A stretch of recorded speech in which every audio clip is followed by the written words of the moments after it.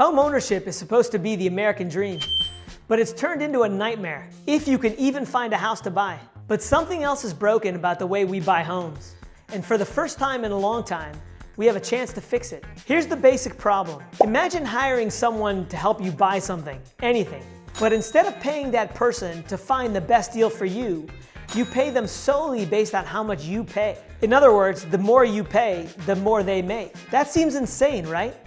But that's exactly how it works when you buy a house. As you probably know, there are 4 parties involved in the sale of a home: the seller, the seller's agent, the buyer, and the buyer's agent. The way it works is the seller pays their real estate agent a percentage of the sale price, the commission, which can be as high as 6%.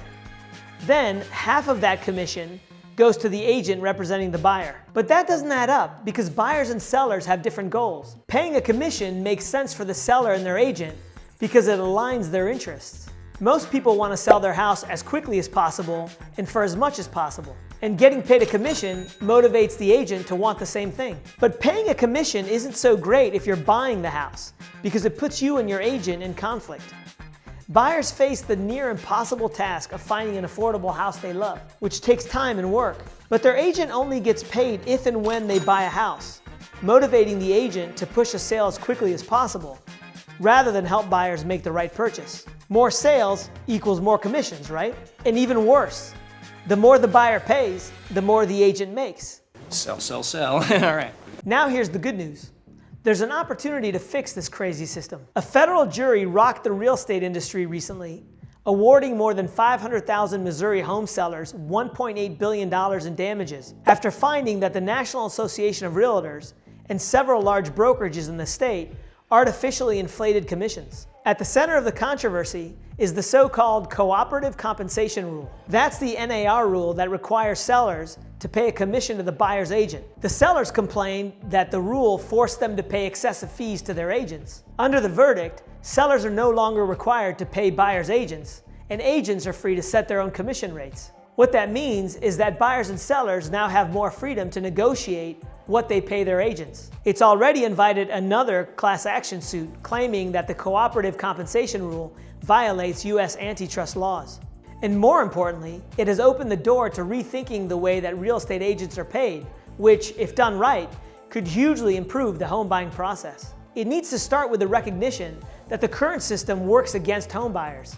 To fix that, buyers should pay their agents directly and by the hour. It would give buyers' agents more certainty about when and how much they get paid, which would allow them to help buyers spend as much time as they need finding the right house. And with buyers less rushed, it might also slow the frenzied bidding wars that have become so common in the US. This would finally align buyers and their agents, allowing agents to give buyers candid advice and to negotiate aggressively on their behalf. Before any real estate agents come for me in the comments, agents wouldn't make any less, and they might even make more. Median pay for agents in the US is about $63,000 a year, which is the equivalent of $30 an hour for full-time work. That's well below the $40 an hour the average US professional charges. And there's no reason agents couldn't charge at least that much.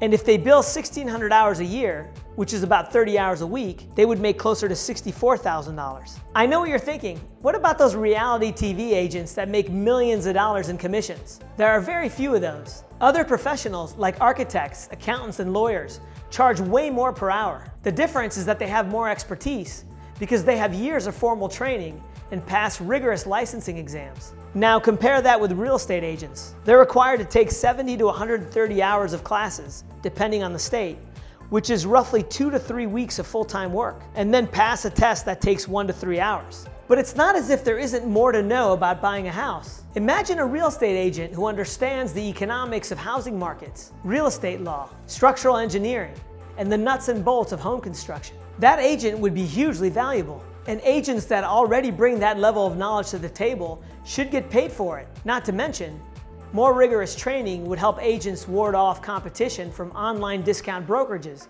and the AI bots that are not far behind.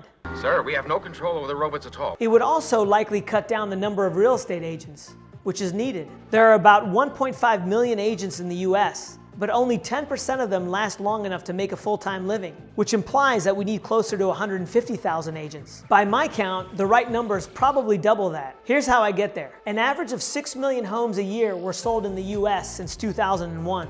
Assuming one buyer for every house, and that on average buyers will spend 40 hours buying a home, we need 240 million hours a year from buyer's agents. If each buyer's agent bills 1,600 hours a year, that's enough work for 150,000 agents.